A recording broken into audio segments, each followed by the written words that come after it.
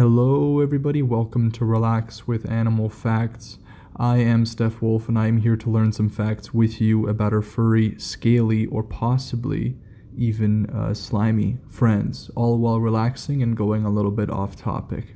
And this episode is going to be about the amazing red panda. We already did the giant panda in a previous episode, but we're going to do the red panda this time. We talked a little bit about it in the giant panda episode, but I thought these guys were so cool. I wanted to give it a shot and try to do it with these guys.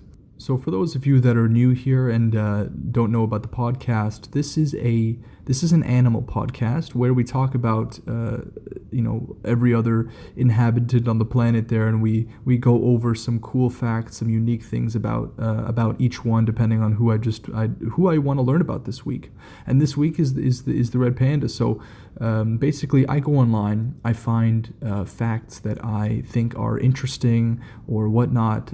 So from usually a variety of sources, sometimes only one. It depends really, and I go over them with you guys, and I kind of talk about them, relate them to some of the other animals that we've learned about in previous episodes, and maybe to humans and something we can learn and whatnot. So this is still early. This is really early in the game for this podcast.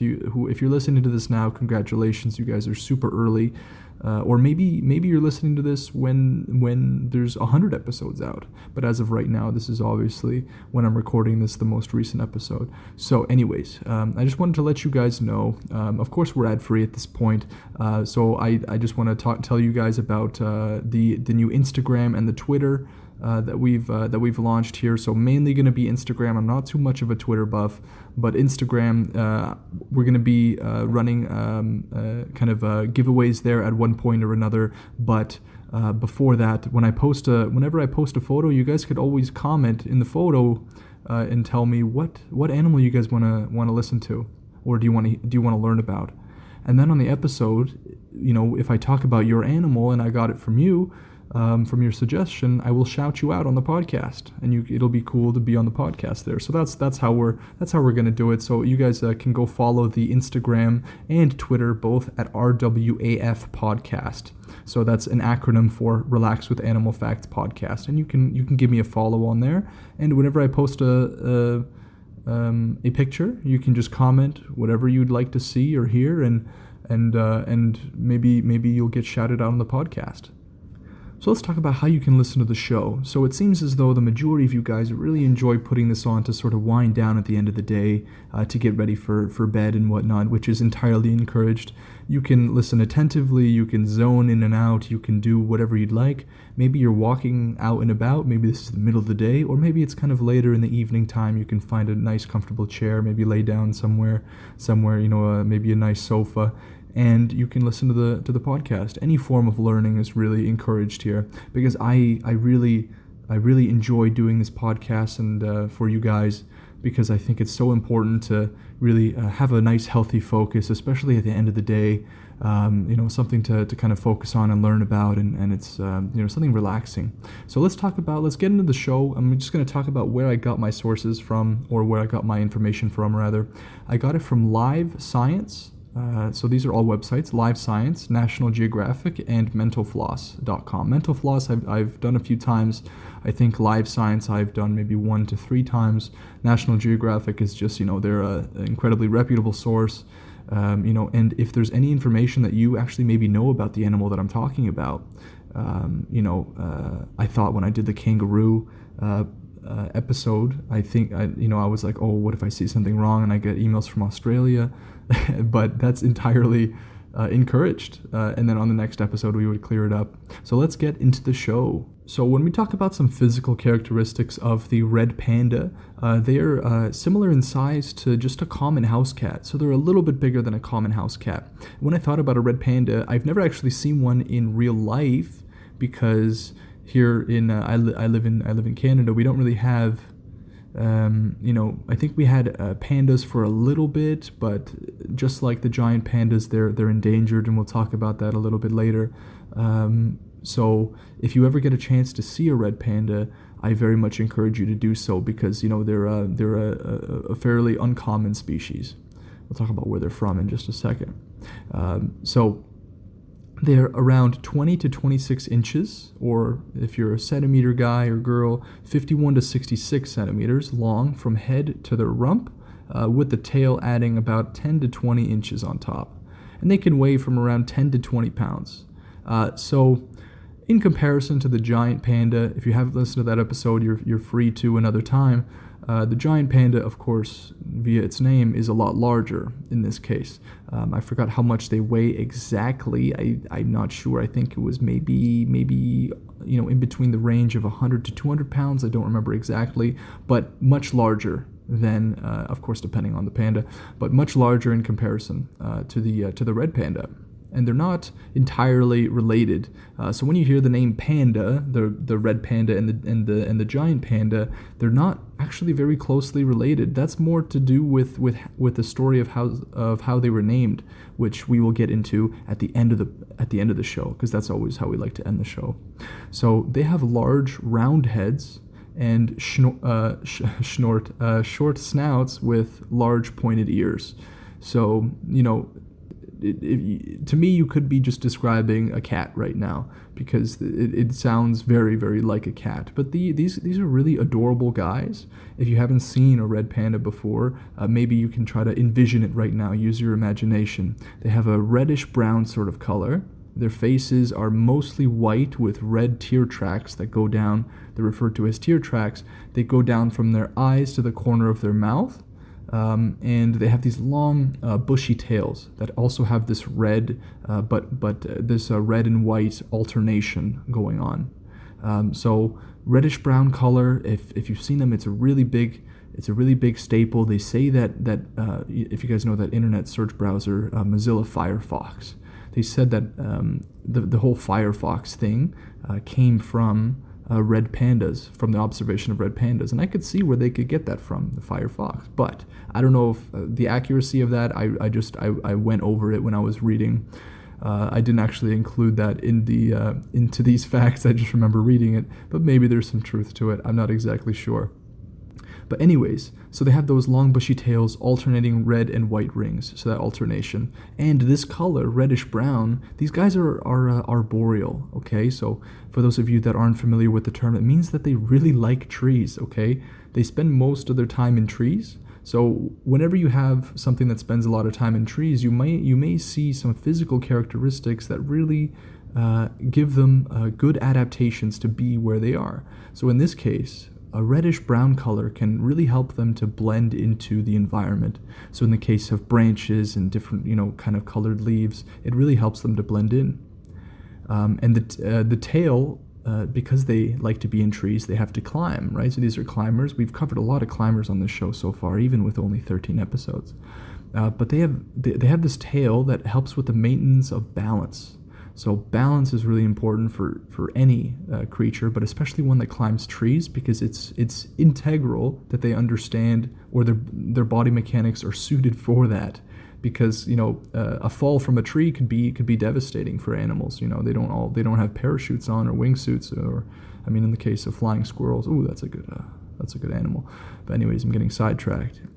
So they have this tail that helps with the maintenance of balance, and tails in many species play such a crucial role. So, for example, we talked about cougars last episode, but I'm just gonna really quick delve into cheetahs. They also have a really interesting sort of mechanic with their tails, which we're gonna get into in another episode. But they, tails serve more a purpose than you think in a lot of animals, and in this case, it's for balance for red pandas. They have long and sharp claws that help with climbing to the highest branches, to be able to sunbathe or possibly even escape from predators. So these guys really, sometimes I come across an animal that seems to be my spirit animal. In this case, where there's an animal that likes to climb to the highest branches to sunbathe, you can count me in. I could see having fun with these guys. But it could also be to escape from predators. So a lot of animals sunbathe for necessity. I don't know if it's a necessity for these guys because they're warm-blooded, but for a lot of animals, sunbathing is a absolute must in order for them to be able to survive, because cold-blooded animals need heat one way or another, And we are lucky enough to be warm-blooded creatures where we don't need to sunbathe for a certain amount each day to be able to function. But the red panda does it anyway. They enjoy sunbathing. One feature that they share with giant pandas, so although their names are similar, but they're actually very evolutionarily different, not exactly separate, because remember, with evolution, it's branching, and we all connect in some way to something else. You just have to go farther along in the tree. But one feature that they share with giant pandas is this. If you guys remember, they have a wrist bone. It's kind of a modified wrist bone, but it acts as a thumb. So it's not one that's really, I think they called it a pseudo thumb. It's one that is there just for the grasping of bamboo. So bamboo is integral to both the giant panda and the red panda when it comes to nutrition. It's such an integral part of their diet. So they actually have a modified wrist bone to be able to grasp these things properly, and I just think that's awesome. You know, that an animal has an adaptation to the food they eat in this way. I don't know for sure if that's why they have it, or if it was just there and it just stuck there. I have no idea. Evolution is just it's such an interesting thing. You know, what it selects for and how it works. It really blows my mind.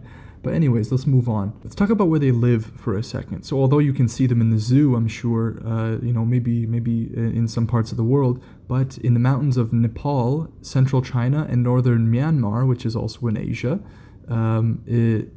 is where they naturally are. So that's where they are. So you got I believe that's southeastern Asia. I'm not sure, but they have these high altitude temperate forests and tropical forests that they like to live in. So they enjoy the rainy sort of shrubbery, greenery everywhere. And Nepal is an especially beautiful place. If you've never seen Nepal before, you can always Google it in your spare time. It's amazing. I'm not going to give the exact description of what Nepal looks like, but it's very nice. So in the mountains of Nepal, although you might see them somewhere, so I'm in Canada. Sometimes you can see them in zoos or whatnot, and you have a chance to really, because not a lot of people have a chance to really travel to Southeast Asia very often, or maybe even ever. So being able to seize the opportunity and see some of these guys can be a truly special experience, at least to me. But I have not yet. So we talked about bamboo, and it's extremely important to their habitat. So wherever they live, bamboo is a necessity for these guys, because it is around 85 to 95% of their diet. Of course, they will supplement with things like roots and grass and fallen fruits, a little treat, and they will sometimes even eat eggs, insects, and small birds and small mammals if they have to. But they stick to mostly bamboo. So we have 85 to 95% of the diet, depending on where these pandas are, what the supply of bamboo is like. But they love bamboo. Bamboo is incredibly fibrous and not that nutritious in comparison to a lot of other food, which means that these guys only digest around 24% of the bamboo that they actually eat.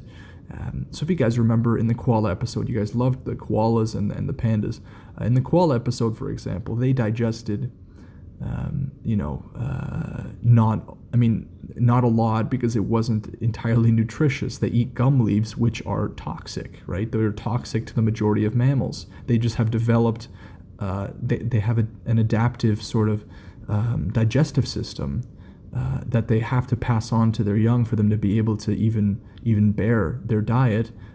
So that's why they sleep a lot. And in the case of red pandas, they digest only 24%. We're talking a little bit less than 1/4 of the food that they put into their mouth is being properly digested. So they need to consume about 2 to 4 pounds every day, which is around 20 to 30% of their weight.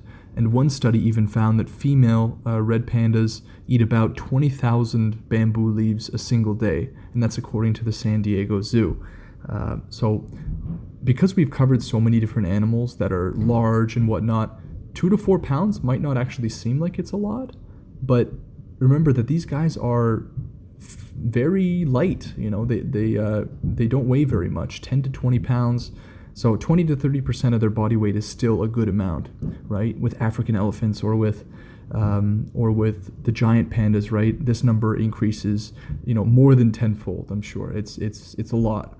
So if you haven't listened to those episodes, very fun episodes, you guys can go ahead and listen to that another time. So in June of 2013, Rusty the red panda at Smithsonian National Zoo made a break for it. Rusty ran away during a very rainy day. So at the zoo, it was just pouring rain outside, and because of the rain, a tree branch was pushed down over his enclosure, which had an electric fence. These poor guys, and they had to search until he was found eventually in a nearby neighborhood.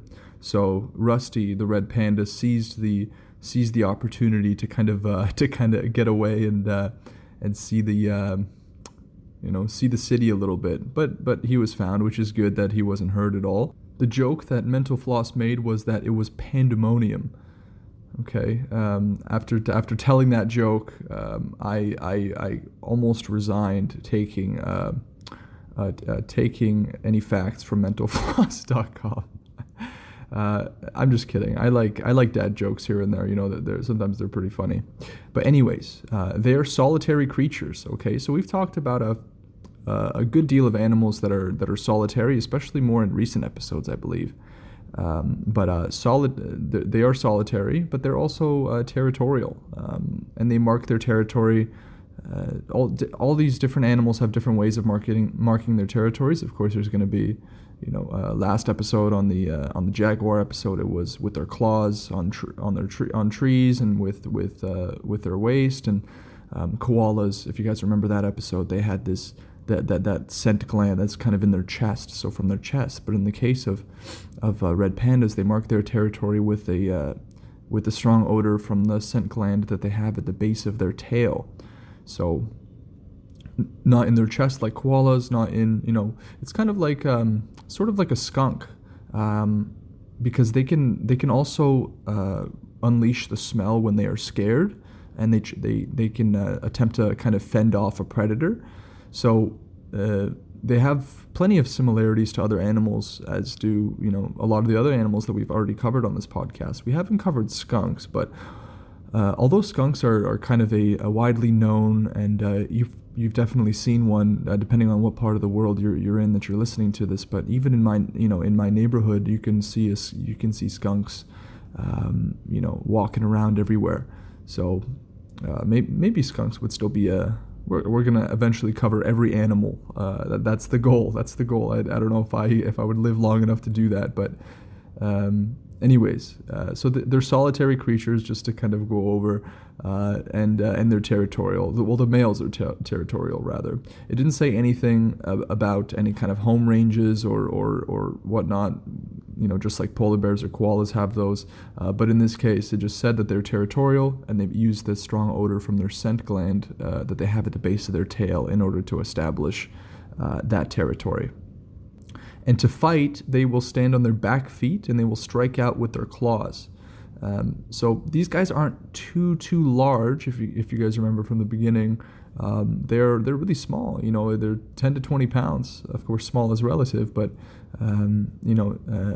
who their natural predators are, I also couldn't find, or I just didn't see it, rather. But they will do what they can, and in this case, they will kind of stand on their back feet, and they can still be a somewhat formidable opponent there, and they will strike out with their claws.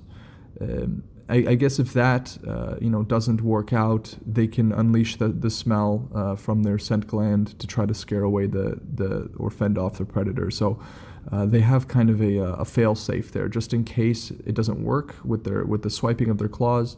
They can also really use that scent gland to their advantage. So we talked about how they're arboreal and they really prefer just being in trees. Because that's where they eat and that's where they sleep, and we talked about that's where they like to sunbathe too, the vast majority of their time is spent in trees. So you won't see them really going on the ground too much. They don't really have a need for it. So one thing that's really interesting about these guys and frankly makes them very adorable, at least to me, is that they will wrap themselves in their furry tails if need be. according to National Geographic. So if it gets kind of cold, they really don't prefer being in cold, but they have some adaptation to it, and that is wrapping themselves up in their we talked about the coloration, that white and red very furry tail. I like to imagine a little red panda, sort of Cinnabon, or maybe like a croissant or something. It's they're incredibly adorable when they do this, and I'm sure that you can see pictures online. And just like we talked about them being sort of close to house cats in terms of size and even some of their behaviors in a way, when they wake up, they really enjoy grooming themselves. So just like house cats, if any of you guys have cats out there, I am more of a dog person. I have a dog at home. But the only difference is that instead of cats, how they kind of lick they lick their entire body. With red pandas, they will lick their front paws and use them as like a scrubber almost. So instead of going all the way up and down licking, they will just really. It's kind of like soap. They put the soap on their hands and they kind of just, or they put their saliva on their hands and they rub all around their body to groom. And grooming is so important. And because these guys like to spend time in trees and really the majority of their time is spent eating, because as we talked about before, bamboo is not exactly the most nutritious, and they only digest less than 30%. Grooming themselves in their off time, mostly in the morning, they have a little routine going, is very crucial to these guys, as it is with many animals. Let's talk about female red pandas for a second. So they have a gestation period of around 114 to 145 days. So that's about 4 to 5 months, somewhere in there. In gestation period, I just want to clarify for any new listeners out there, gestation period is a fancy term for just meaning how long the pregnancy period is for, so before they give birth. And in the case of female red pandas, it's 4 to 5 months. So the gestation period of humans, let's talk about humans for a second. As you guys know, humans have a gestation period of around 9 months. So that's the average, right? So we have like 8 to 9 months. But humans are almost always or are born prematurely. Not in the sense that we say prematurely, in general, where we say that a baby is born before 9 months. What I mean by that is the kind of the development of the human brain and the skull. It could be larger, but it's limited by the size of the female birth canal, which, as you know, we need to exit out of. So possibly that will change in the future. Maybe evolution is going to select for different things. But it was a really interesting fact that I learned kind of on my own time, that humans are technically always born prematurely, because we wouldn't be able to leave the birth canal if our brains and skulls kind of got any larger. So that's an interesting one. But relating it to another animal that we've covered, the African elephant, or not the African elephant, because we did the elephant in general, where we covered Asian and African elephants. Their gestation period was the largest out of any land animal, or I think any animal on the planet. I could be wrong, but it was incredible. If you want to listen to how long they have gestation period for, you can go ahead and listen to the podcast, but it's incredible. But in the case of female red pandas, 4 to 5 months is their general kind of tendency there. And they can have 1 to 4 young, but they do usually have twins. And that's interesting. I didn't know that animals can have like a bigger likelihood towards twins, but they do. And their lifespans are typically around 8 to 10 years in the wild, so not a very long time. Now we're going to animals that don't have too long of a lifespan, but the trend generally with captivity is that they live longer, and that is the case with red pandas, where they have about 15 years on average in zoos. So 8 to 10 years in the wild, 15 years in zoos. And these little guys are considered endangered, mainly due to deforestation. There is some hunting going on, but the majority is deforestation. So pretty similar to the giant panda. Giant panda is also considered endangered. So I want to make a segment on the podcast of what you can do to help out the animals that we talk about. This specifically, deforestation is a big problem that is best brought to the general public in terms of awareness. Just knowing that it's going on and just being aware of it. And we talked about before how they're not very closely related to giant pandas. After the red panda was discovered in 1820s, we're getting into the name here. So for any new listeners out there, we always like to go into the name. Where did this come from? Where did the name come from? Maybe there's a cute story to it or whatnot. And in the case of the red panda, it was discovered in the 1820s, and it was just called the panda. That's what they called it. The origin of the name is said to be controversial, but it probably comes from the Nepali word panya, meaning bamboo or plant-eating animal. So how the giant panda got its name is actually related to the red panda. So if you guys want to hear the origin story of the name giant panda, you're always free to go back and listen to the Giant Panda podcast. So thank you guys so much for tuning in. We're just going to talk about a few things here at the end of the podcast. This podcast was just a little bit shorter than the other ones. It's an incredibly busy time for me, but I will continue to release these podcasts because I love doing them. I actually, one of you guys reached out and said you love to listen to it at work.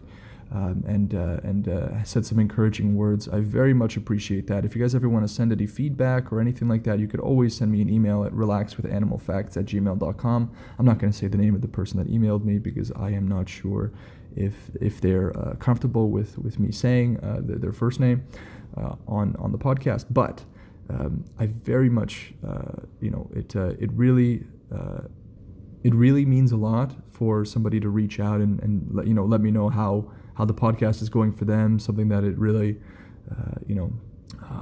contributes to their daily routine in some way, which is amazing. So if you have any of those kind of comments or anything like that, you could always, send me an email or follow the Instagram, the Twitter. I'm going to be posting pictures on there periodically, and we're going to be doing giveaways a little bit later on. So there's a lot of stuff going on in this channel now because we're super early on in the game. So I'm really, learning the ropes here with you guys, along with learning animals at the same time. So thank you guys so much for tuning in, and I will see you guys on the next podcast with the next animal. Take care.